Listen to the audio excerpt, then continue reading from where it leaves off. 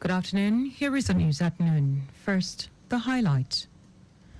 Lagos State government urges residents, NGOs, others to prioritize environmental cleanliness.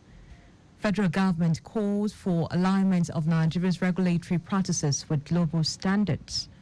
And on the foreign scene, France territories impose curfew after riot in Martinkill. And in sport, Nigeria Wrestling Federation laments team's dismal outing at 2024 Paralympics. Now the news in details. I am Timmy Dayo Anthony.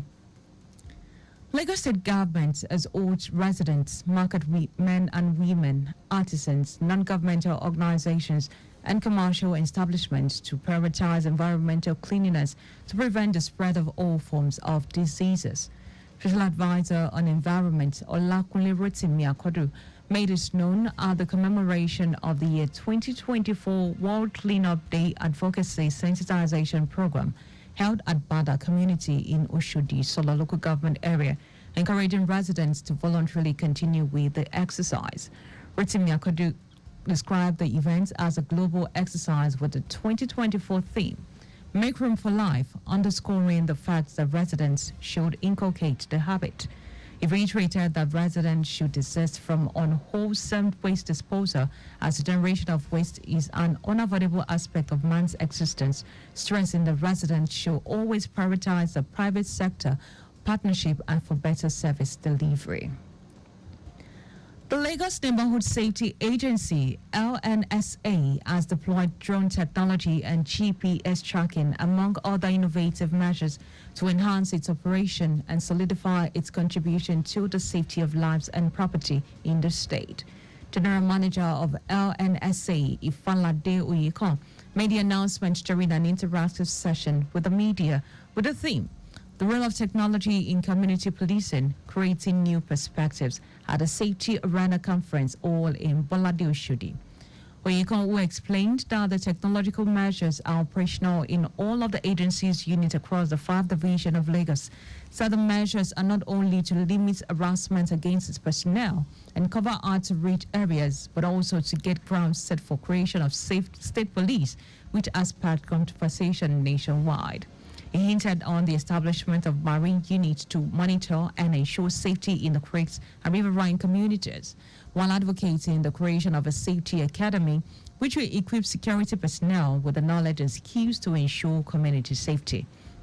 Earlier, Lagos House of Assembly Committee Chairman on Information, Strategy and Security, Stephen Ogundipe, commended the agency for its stride and also keeping the media abreast of its activities, assuring the agency of the lawmakers' support to ensure efficient service delivery.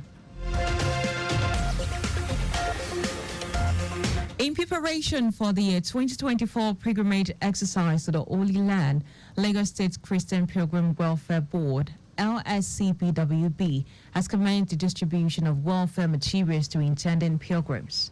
Speaking during the distribution exercise, the board secretary, Yetunde Gbafe, stated that the provision of welfare materials was undertaken to ensure uniformity, comfort, and a sense of belonging among pilgrims in the course of the pilgrimage exercise. Gbafe said the uniformity would distinguish Lagos pilgrims from their counterparts from other states and countries during the pilgrimage exercise. She hinted that the date for the service of dedication, where pilgrims and operation staff will be prayed for, will be announced as soon as the Nigeria Christian Pilgrim Commission gives a definite date for the airlifting of pilgrims.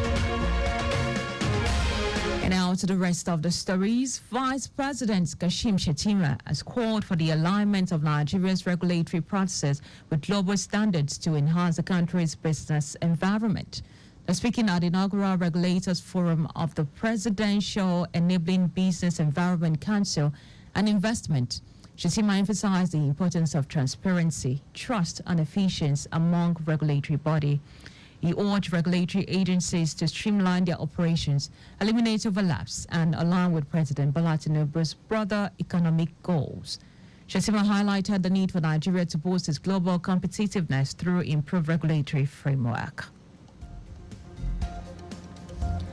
Nigeria Union of Pensioners Southwest Zone has rejected the 70,000 naira minimum wage signed into law by President Bola Tinubu following the increase in the price of premium motor spirits, also known as petrol. The pensioners issued a communique at the end of their zonal meeting held in Ado-Ekiti, Ekiti State, calling on Labour to renew its demand for 250,000 naira minimum wage in the light of the current economic realities. Publicity Secretary of the Southwest, NUP, Olusegun Abata, who read the communique, demanded that the implementation of local government autonomy should not disrupt the payment of pensions to council, pensioners, retired primary school teachers, also the salaries of local government workers and primary school teachers. And now to foreign news. France territories in the Caribbean and the Pacific are facing a new wave of unrest, with security forces killing 2 men in New Caledonia and curfew imposed after rioting in Montreal. Nomia Prosecutor's Office, in a statement, said the incident took place in St. Louis as police searched for about a dozen people suspected of involvement in armed robbery attacks on security forces. Violence broke out in midday over France's plan for voting reforms that the indigenous Kanak people fear would dilute their vote and make it harder for any future referendum on independence to be passed. And now to sport. Nigeria Wrestling Federation has called on the federal government to take sports development seriously following the embarrassing outing of Team Nigeria at the 2024 Paris Olympics. President Nigeria Wrestling Federation, Dayo made the call on the margins of the National Youth Games in Asaba, saying the fire brigade approach to tournaments has contributed to the underdevelopment of the game across the country. Igali noted that if Nigeria wants to do well in international events, it must rechannel its focus on things that matter, which is the age grade competition.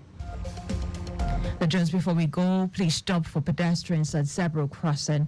You can follow us on like all our various social media platforms. X at Traffic Radio 961. Facebook, Lagos Traffic Radio 961 FM.